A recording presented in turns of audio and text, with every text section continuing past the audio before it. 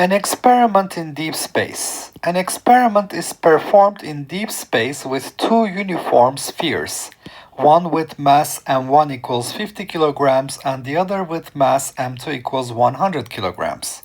They have equal radii, r equals 0.2 meters. The spheres are released from rest with their centers delta ri equals 40 meters apart. They accelerate toward each other because of their mutual gravitational attraction. You can ignore all gravitational forces other than that between the two spheres. Part A, explain why linear momentum is conserved. Okay. So on this system of two spheres, we have net external force is equal to 0 because we are neglecting the gravitational effect of all other masses in the universe. So on the system of two spheres, we have no net external force. So that means the total linear momentum dp total dt is equal to 0. Therefore, the total linear momentum is a constant, and that is the total mass times the velocity of the center of mass. Therefore, we find that the center of mass velocity is a constant. All right. So our conclusion is that since the gravitational force between the two masses is an internal force,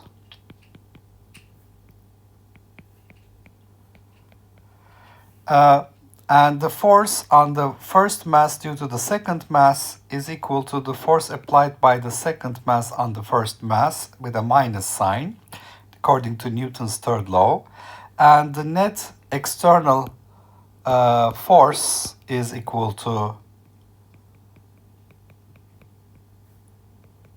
0. Linear momentum in this system must be conserved.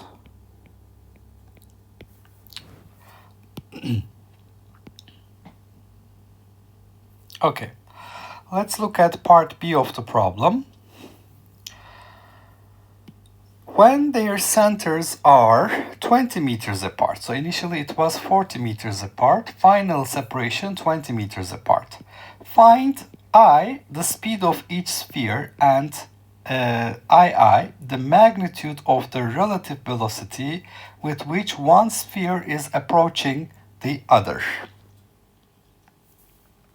Okay, now since we also have the system of two spheres in deep space,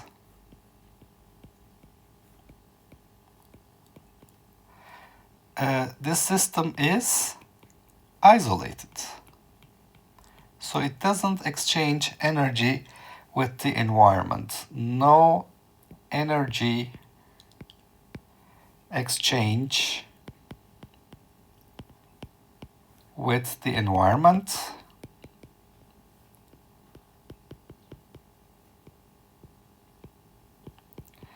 Therefore, the mechanical energy is a constant. There is also no friction,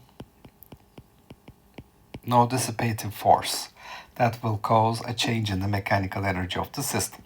So this implies that initial kinetic energy plus the initial potential energy of the system must be equal to its final kinetic energy plus the final potential energy of the system. What is the initial kinetic energy? It is 1/2 m1 v1 initial squared plus 1/2 m2 v2 initial squared. At this point, I see that they are released from rest. So that means the initial velocities are zero, therefore the initial kinetic energy is zero because the system was released from rest. All right, how about the initial potential energy?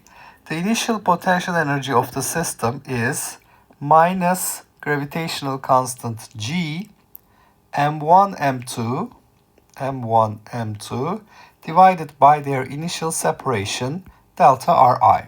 What is the final potential energy of the system? It is minus g m1 m2 divided by their final separation delta R final. So we can write the following energy conservation equation.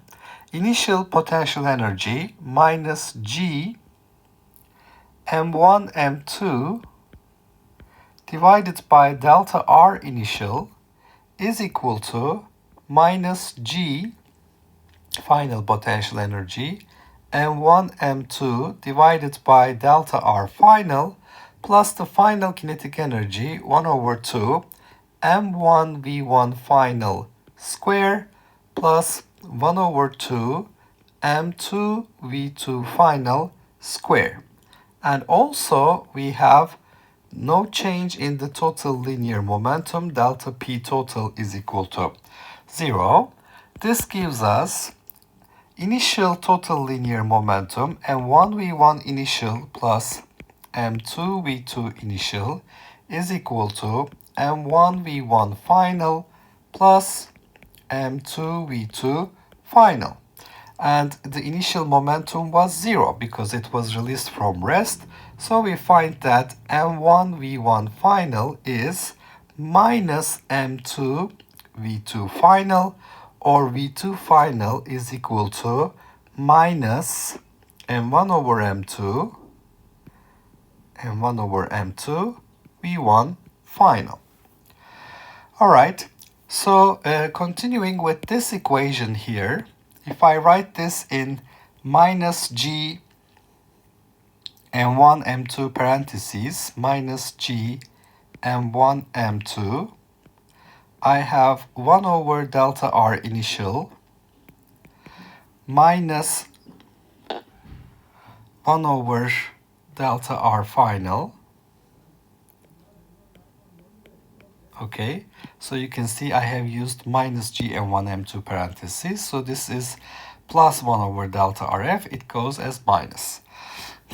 And on the right hand side I have the kinetic energy 1/2 m1 v1 final square plus 1/2 m2 v2 final square, which is, according to the momentum conservation equation, m1 square over m2 square v1 final square. So I have substituted this for v2 final in this equation.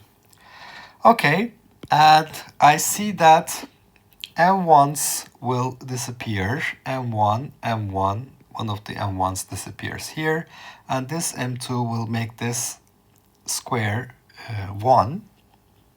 So I'm left with g times m2 1 over delta R final minus 1 over delta R initial. So I've operated the minus sign to this is equal to m2 v1 final squared. So we're writing in common denominator m2 v1 final squared plus m1 v1 final squared divided by 2 m2. So you can see that there's only v1 final remaining here, so I can solve for v1 final. v1 final is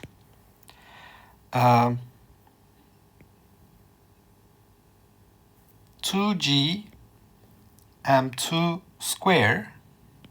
So when I take this to the left hand side, 2g m2 squared divided by m1 plus m2, 1 over delta r final minus 1 over delta r initial.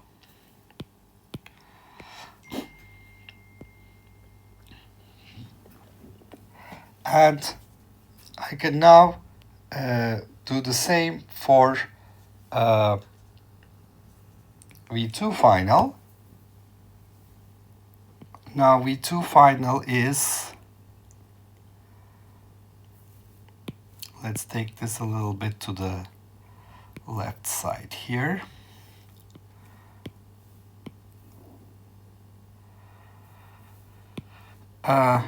So we can write V2 final as well.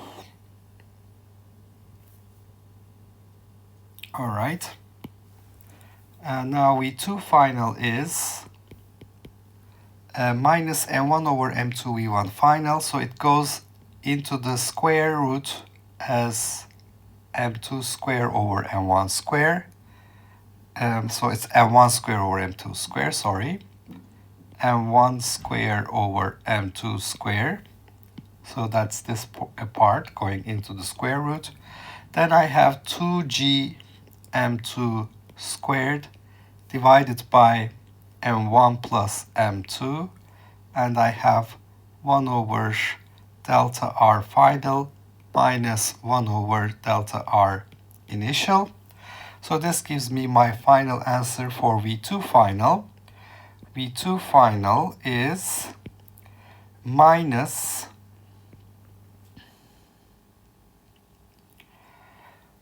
so here I have the square root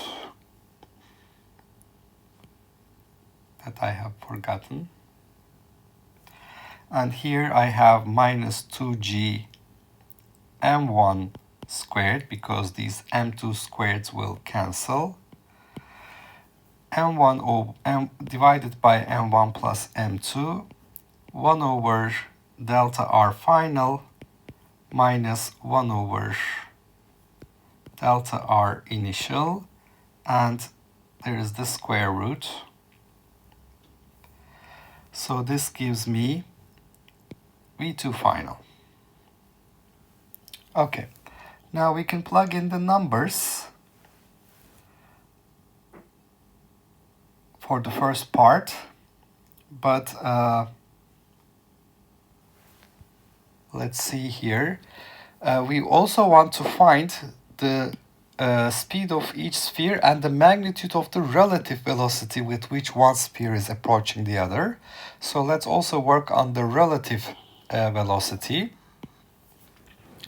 So V final relative is, let's say, the first one relative to the second one, V1 final minus V2 final. This is V1 final minus m1 over m2 V1 final in I hat direction. So let's see that m1 is approaching m2.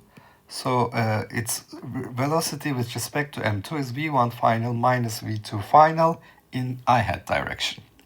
So it is v1 final minus m1 over m2 v1 final in I hat direction, which gives me m1 plus m2 divided by m2 v1 final in I hat direction. So the final velocity relative to the second mass is m1 plus m2 squared over m2 squared multiplied by 2g m2 squared divided by m1 plus m2, 1 over delta r final minus 1 over delta r initial square root in I hat direction. So I get my final answer from this. M2 squares will cancel and m1 plus m2 will get rid of this square. So the final relative velocity will be 2g m1 plus m2 1 over delta r final minus 1 over delta r initial square root in I hat direction.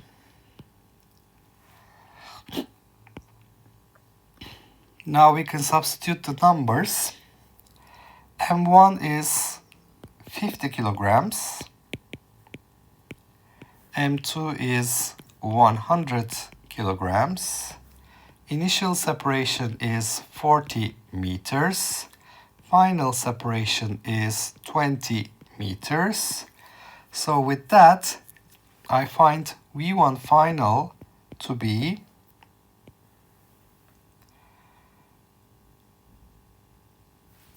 V1 final is 2g m2 squared. So it is 6.67 10 to minus 11 times 100 squared divided by m1 plus m2, which is 150, 1 over delta r final, 1 over 20, minus 1 over delta r initial, 1 over 40, square root, which gives me a V1 final of 1.49 times 10 to minus 5 meters per second.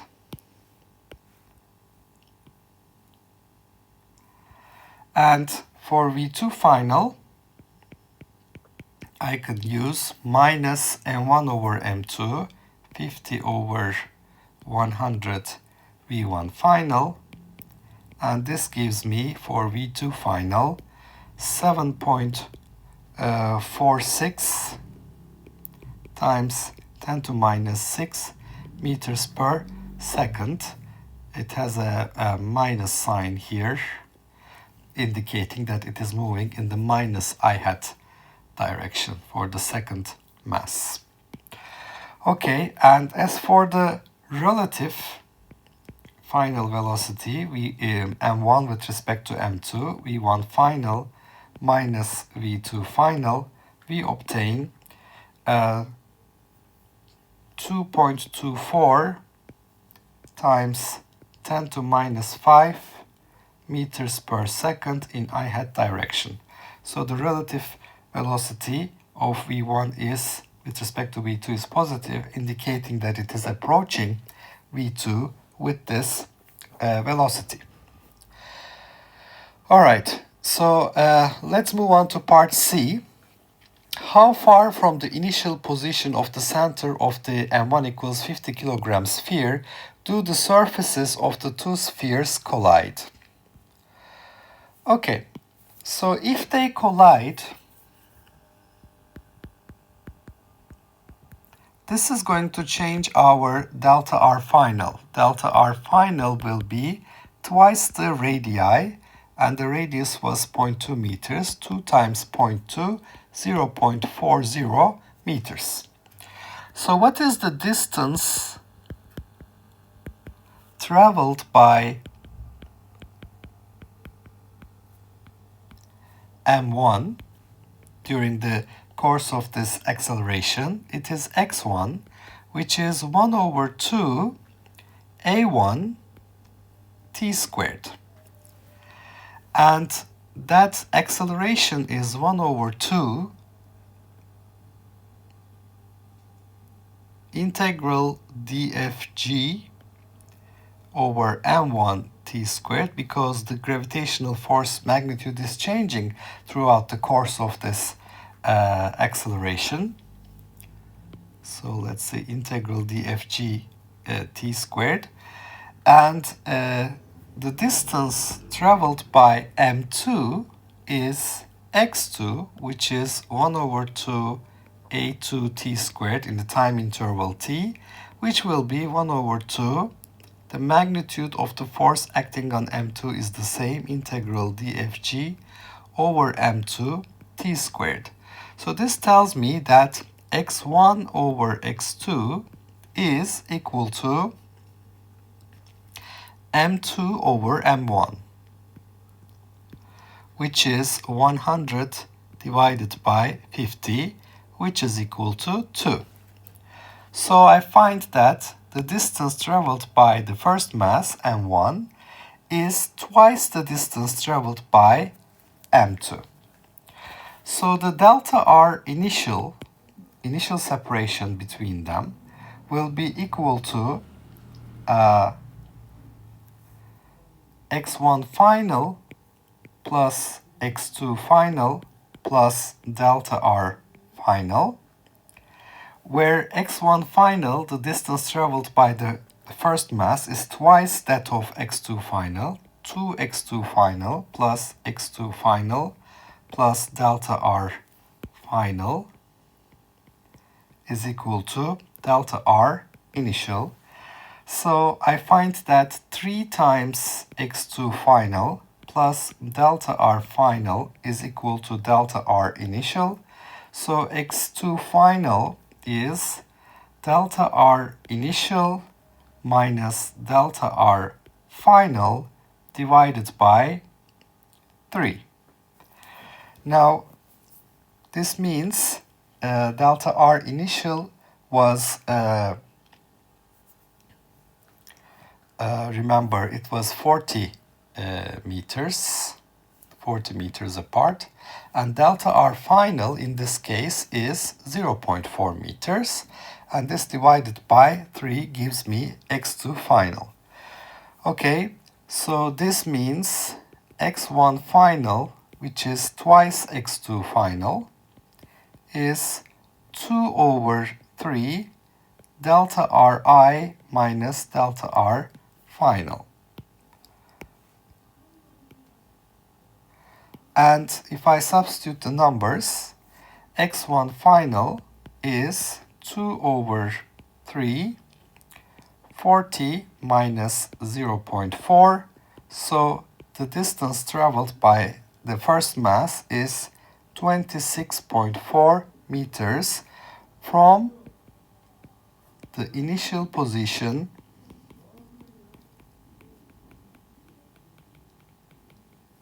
of M1.